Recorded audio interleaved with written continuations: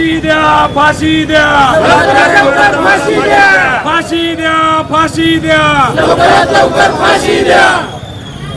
महिलांवर अत्याचार करणाऱ्या अशा नराधमांना फाशी झालीच पाहिजे. महिलांवर बालिकेवर अत्याचार करणाऱ्या नराधमांना भविष्यात अशा पद्धतीनं अशीच दिली पाहिजे.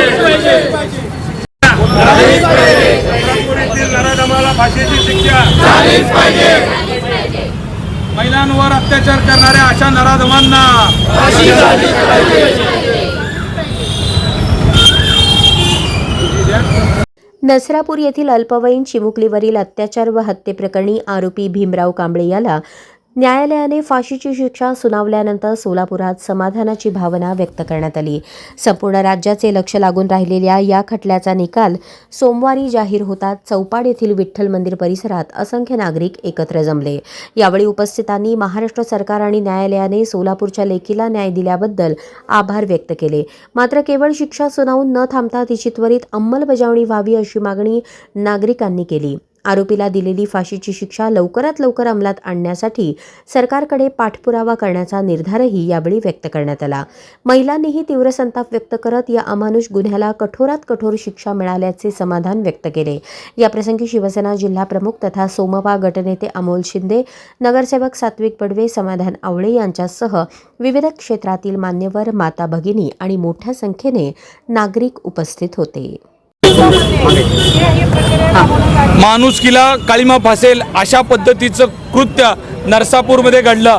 खरं तर वास्तविक या नराधमाला त्याच वेळेस इन्काउंटर करायला पाहिजे होतं, पण आपला विश्वास न्यायदेवतेवर आहे. पण सरकारने न्यायदेवतेने खऱ्या अर्थानं 2 महिन्यामध्ये आज न्याय देण्याचं काम केलेलं आहे. पण भविष्यात सुद्धा या माणसाला पळवाटा काढून किंवा कुठेतरी त्याला संधी देऊन ह्याची फाशी टाळण्याचा प्रयत्न, त्याला संधी देऊ नये. 2 महिन्याच्या आत जशी शिक्षा झाली आहे तशी येणाऱ्या महिनाभरामध्ये त्याला खऱ्या अर्थानं प्रॅक्टिकली फाशीवर चढलं पाहिजे.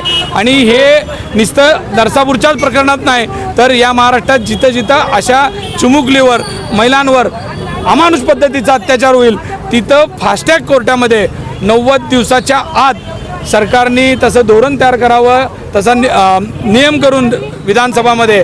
आणि ह्याच्यामुळं ह्याच्या भविष्यातसुद्धा अशा गोष्टी होणार नाही त्याची काळजी घेतली पाहिजे.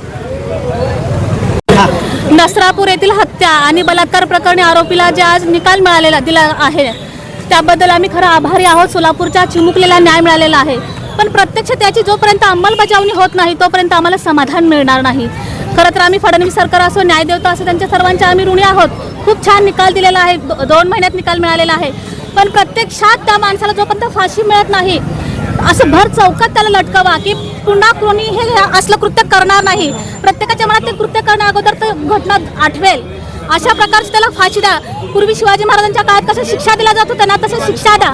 तशा प्रकारे त्याला मृत्यू द्या. कारण त्या लहान चिमुरडीचा जीव जाताना तिला किती वेदना झाल्या असतील ना, तसं त्याला वेदना झाल्या पाहिजेत. अशा प्रकारे त्याला शिक्षा द्यावी हीच आमची विनंती आहे. तरी एक शिक्षा बघाव जेणेकरून की पुढे असं कोण मनात जरी विचार आणलं तरीही त्यांना ती शिक्षा आठवावी. आणि कुठल्याही स्त्रीकडे बघताना असं आठवावं त्यांना. अशी फाशीची शिक्षापेक्षा जास्त कठोर शिक्षा द्यायला पाहिजे. आणि ज्या दिवशी फाशीवर लटकवल ना त्याच दिवशी खरं हा निर्णय न्याय मिळेल. एका लहान लेकराचा जीव कसं झाला असेल आणि त्या 9 महिने त्या आईचा जीव कसं झाला असेल, त्यापेक्षा जास्त शिक्षा त्याला कळा तेवढ्या सहन करायला पाहिजे जेवढ्या त्या आईने सहन केलंय. त्या आईचा जीव कसं होत असेल. आता खरं न्याय आपल्याला वाटते, पण त्या आईचा जीव त्या लहान बाळ मिळेल का तिला परत? खरं न्याय मिळेल का तिला? तिचं लहान बाळ मिळेल का परत?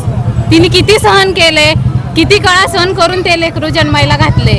ह्या फाशीची शिक्षापेक्षा जास्त कठोर कुठली तरी शिक्षा बघायला पाहिजे असं आम्हाला वाटते. ही फाशीची शिक्षापेक्षा कुठली तरी शिक्षा.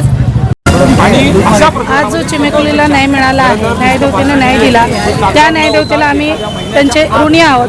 आदरणीय एकनाथजी शिंदे साहेब असतील, फडणवीस साहेब असतील व सर्व नेते मंडळी असतील, तर आज सोलापूरच्या लेकीला न्याय मिळाला आहे. असंच कृत्य करणाऱ्या प्रत्येक एका नराधमाला अशी शिक्षा भर रस्त्यात जर तुम्ही दिली तर असं कृत्य कधीही घडणार नाही भविष्यात, असं आम्हाला वाटतंय.